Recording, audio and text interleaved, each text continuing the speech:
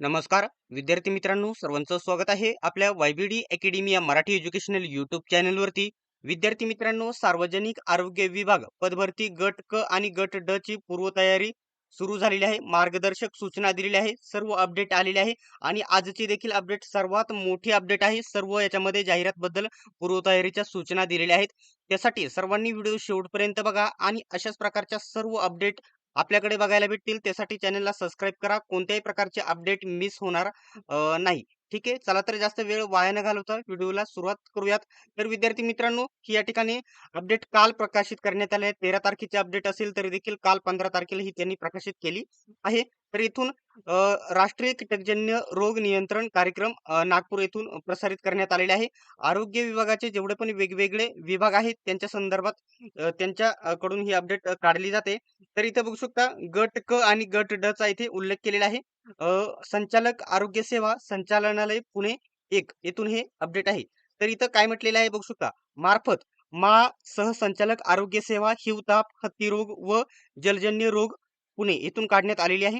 इथं काय म्हटलेलं आहे, कोणताही विषय सर्वात महत्वाचा असतो परिपत्रकामधील गट क व गट क व गट ड संवर्गाच्या पदभरतीच्या अनुषंगाने पूर्वतयारीबाबत बघू शकता, पूर्वतयारीबाबत आपले कार्यालयीन प्रपत्र दिलेले आहे। दिनांक 9/7/2026 अन्वये व 13/7/2026 रोजीच्या सभेमधील सूचने अन्वये, म्हणजे या ठिकाणी सभा झालेली आहे 13 तारखेला, त्याच्या सूचनांनुसार हे परिपत्र काढण्यात आलेलं आहे।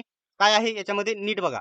तर उपयुक्त संदर्भीय विषयान्वये सादर करण्यात येते की गट क व गट ड पदभरती 2026 प्रस्तावित असताना कराव्याच्या तयारी अन्वये आलेल्या सभेच्या सूचने अन्वये बिंदू नामावली वॅकन्सी मॅट्रिक्स तयार करून प्रमाणित करून घेण्याबाबत सूचना प्रदान करण्यात आल्या आहेत। आता ही बिंदू नामावली कॅटेगरीनुसार तयार करायला सांगितली आहे आणि म्हणजे मॅट्रिक्स वाईज म्हणजे संपूर्ण आरक्षण निहाय तक्त्यामध्ये तयार करायला सांगितले आहे। ज्याप्रमाणे कॅटेगरी वाईज आरक्षण निहाय जाहिरात येते तशा प्रकारे तयार करायला सांगितलेली आहे। आता इथे पुढचा मुद्दा बघा, सदर बिंदू नामावली करून सादर करण्याबाबत खालील प्रमाणे अडचणी निर्माण झालेल्या याबाबत मार्गदर्शन करण्यात यावे। हे मार्गदर्शन त्यांनी मागवलेले आहे। काय मार्गदर्शन मागवलेले आहे? पहिला पॉइंट म्हटलेला आहे बघू शकता, अद्याप पर्यंत जिल्हा स्तरावरून रोस्टर मंजूर करण्यात आलेले नाही। त्या कारणाने विभागीय स्तरावर एकत्रीकरण यापूर्वी बिंदू नामावली पूर्ण तयार करणे आवश्यक असल्याचे मागासवर्गीय कक्षाने कळवलेले आहे। या ठिकाणी पुढील कारवाई करण्याच्या अगोदर मागासवर्गीय कक्षाकडून ही तपासली जाते आणि ती तयार नाही अजून, ती तयार करून योग्य तपासून घेणे गरजेचे आहे। पहिला पॉइंट आहे।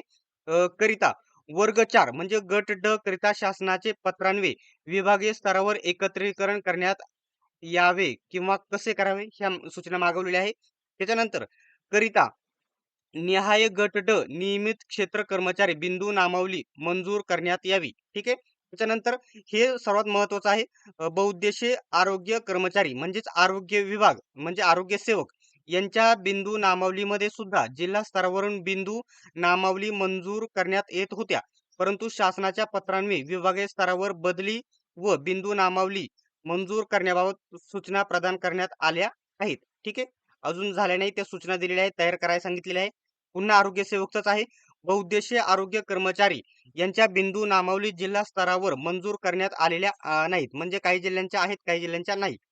त्यामुळे विभागीय स्तरावर सध्या एकत्रीकरण करण्यात येत नाही। ठीक आहे, त्या कारणाने विभागीय स्तरावर एकत्रीकरण करत असताना पूर्वीची बिंदू नामावली व पूर्ण मंजूर असणे आवश्यक आहे, याबाबत मागासवर्गीय कक्षाने कळवलेले आहे। ठीक आहे, त्याच्यानंतर म्हटलेले आहे, तसेच मागासवर्गीय कक्षात चर्चा केली असता तेथील कर्मचारी यांनी एकत्रीकरण करण्याबाबत शासन निर्णय असणे आवश्यक असल्याचे कळवले आहे। त्यामुळे शासनाचे पत्र असून चालणार नाही, याबाबत आम्हाला अवगत करण्यात आलेले आहे। ठीक आहे, त्याच्यानंतर करिता जिल्हानिहाय गट क बहुउद्देशीय आरोग्य कर्मचारी म्हणजे आरोग्य सेवक बिंदू नामावली मंजूर करण्यात यावी किंवा कसे करावे याच्याबद्दल माहिती मागवलेली आहे। सर्वात महत्वाचा पॉइंट इथं त्यांनी खाली घेतलेला आहे। तसेच सर्व जिल्ह्यांचे एकत्रीकरण करत असताना पेसा नॉन पेसा याबाबत शासन निर्णय असल्याखेरीज कार्यवाही करता येणार नसल्याबाबत त्यांना आम्हाला सूचना दिलेल्या आहे। ठीक आहे, त्यांनी आम्हाला सूचना दिलेल्या आहे, कोणी मागासवर्गीय कक्षाने या पेसा आणि नॉन पेसाचा पूर्ण निर्णय अजून करता कार्यवाही खेरीज म्हणजे अखेरीस झालेली नाही असं म्हटलेलं आहे. परंतु तो आधीच या ठिकाणी जो पेसाचा निर्णय झालेला आहे, तो जी-आर देखील मी तुम्हाला इथे टाकून देईल. करिता सदर बिंदू नामावली विभागीय स्तरावर मंजूर करत असताना वरील प्रमाणे अडचणी जात आहेत. करिता पुढील कार्यवाही करण्याची स्तरावरून मार्गदर्शन सूचना कराव्यात. या सूचना दिलेल्या आहेत. वेगवेगळ्या विभागांनी आरोग्य विभागाकडे आणि शासनाकडे या सूचना मागितलेल्या आहेत. त्यांनी निर्णय काय घ्यावा या संदर्भात देखील मार्गदर्शन मागितलेले आहे. तर अशा प्रकारची अपडेट होती. आता जलद गतीने ही पदभरती केली जात असल्यामुळे दररोज वेगवेगळे परिपत्रक आलेले तुम्हाला बघायला भेटणार आहेत आणि सर्व माहिती तुम्हाला आपल्या चॅनल मार्फत बघायला भेटेल. तर विद्यार्थी मित्रांनो, जाहिरात लवकरच प्रसिद्ध होईल. जाहिरात येण्यासाठी या खालील अडचणी दर्शवित असल्या याच्या मार्फत सूचना मागवलेल्या आहेत. लवकरच जाहिरात प्रसिद्ध होणार आहे. ठीक आहे. अशा प्रकारची अपडेट होती. सर्व अपडेटसाठी चॅनलला सबस्क्राईब करा आणि माहितीसाठी कमेंट बॉक्समध्ये तुम्ही विचारू शकता. तुम्हाला रिप्लाय दिला जाईल. सर्वांनी व्हिडिओ शेवटपर्यंत बघितल्याबद्दल धन्यवाद. भेटूयात आपण नेक्स्ट व्हिडिओमध्ये.